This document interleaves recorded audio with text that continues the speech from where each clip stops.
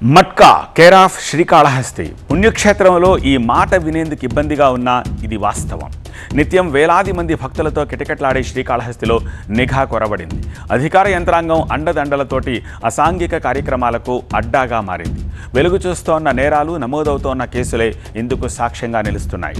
శ్రీకాళహస్తిలో మట్కా ముఠా వ్యవహారంతో అధికార యంత్రాంగం మామూళ్ల దందా బయటపడింది. మట్కా జూదంలో కింగ్ పిన్ పద్మనాభం అరెస్ట్ తోటి తిరుపతి జిల్లా పోలీసుల భాగోతం వెలుగు చూసింది. వ్యవస్థల్ని మేనేజ్ చేస్తూ 10 ఏళ్లుగా తన దందా సాగిస్తున్నాడు పద్మనాభం. శ్రీకాళహస్తి, తిరుపతి, నగరి, తమిళనాడు సరిహద్దు ప్రాంతాల్లో మట్కా నిర్వహిస్తున్నాడు. ఇదంతా శ్రీకాళహస్తి కేంద్రంగానే నడుస్తోంది. ఈ నెల 9న మట్కా ముఠా వ్యవహారం వెలుగు చూడడంతో అధికార యంత్రాంగం మామూళ్ల దందా బయటపడింది. ముఠాతో అంటకాగిన పోలీసులపై వేటు పడింది. జిల్లా ఎస్పీ సుబ్బారాయుడు జరిపించిన అంతర్గత విచారణలో కీలక విషయాలు వెలుగు చూశాయి. Matka king pin Padmanabham statement record చేసిన పోలీసు ఉన్నతాధికారులు 2 సిఐలు, 4 కానిస్టేబుళ్లను సస్పెండ్ చేశారు.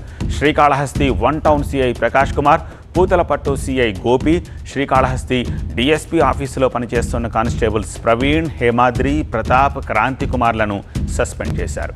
మట్కా నిర్వహణలో రాజకీయ నేతల హస్తము ఉన్నట్టుగా విమర్శలు వెల్లువెత్తుతున్నాయి. విధి నిర్వహణలో ఎలాంటి నిర్లక్ష్యం లేదని పోలీసులు చెప్తున్నారు. గతం కంటే ఇప్పుడు గస్తీ పెంచామంటున్నారు డిఎస్పీ.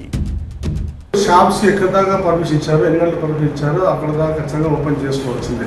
తర్వాత ఓపెన్ చేస్తే మాత్రం ఖచ్చితంగా అలాంటి వారిని గుర్తించడం, వాళ్ళకు లైసెన్స్ నిబంధనలు ఉల్లంఘించాలని చెప్పేసి కన్సర్న్ అథారిటీకి లెటర్ రాయడం, క్లోజింగ్ చేయడానికి మా వంతు ప్రయత్నాలు చేస్తున్నాం.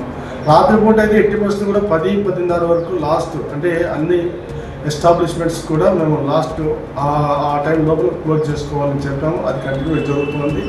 ఎవరైతే ఈ బ్రాంచ్ షాపులు వాళ్ళు ఇచ్చిన టైం కన్నా ఎక్కువ మాత్రం ఓపెన్ చేస్తే మాత్రం కఠినమైన చర్యలు తీసుకుంటాం. మట్కాతో పాటు మత్తు పదార్థాలు, మద్యం విక్రయాలు శ్రీకాళహస్తి పవిత్రతకు భంగం కలిగిస్తున్నాయి. శ్రీకాళహస్తిలో 4 బార్లు, 14 మద్యం దుకాణాలు విచ్చలవిడిగా మద్యం విక్రయిస్తున్నాయి. నిబంధనలకు విరుద్ధంగా రాత్రి పగలు విక్రయాలు సాగిస్తున్నాయి. ఎక్సైజ్ శాఖ నామమాత్రపు పర్యవేక్షణతో విచ్చలవిడిగా మద్యం అమ్మకాలు సాగుతున్నాయి. పుణ్యక్షేత్రంలో మద్యం అమ్మకాలు ఈ తరహాలో అన్ని నిబంధనల ప్రకారం నడుస్తున్నట్టుగా ఎక్సైజ్ శాఖ అధికారులు చెబుతున్నారు. నిబంధనలు ఉల్లంఘించిన వారిపై చర్యలు తీసుకుంటామని అంటున్నారు.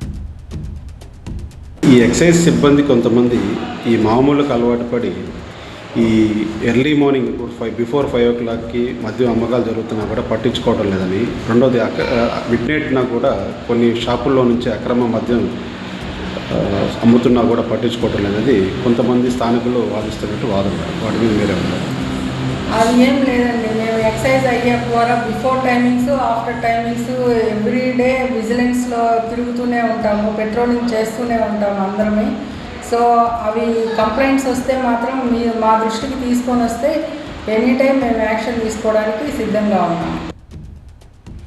మరోవైపు ఆలయానికి సమీపంలోనే లిక్కర్ సేల్స్ భక్తులకు ఇబ్బందిగా మారింది. ఆలయానికి సంబంధించిన భరద్వాజ తీర్థము, లోబావి, గంగా సదన్ ప్రాంతాల్లోనూ మద్యం, గంజాయి సేవించే వారికి అడ్డాగా మారింది. పోలీసుల నిఘా లేకపోవడం, ఆలయ సెక్యూరిటీ కనిపించకపోవడంతో పవిత్రమైన ప్రాంతాలు మందుబాబులకు అడ్డాగా మారాయి. ఈ తరహా వాతావరణంపై హిందూ సంఘాలు ఆందోళన వ్యక్తం చేస్తున్నాయి.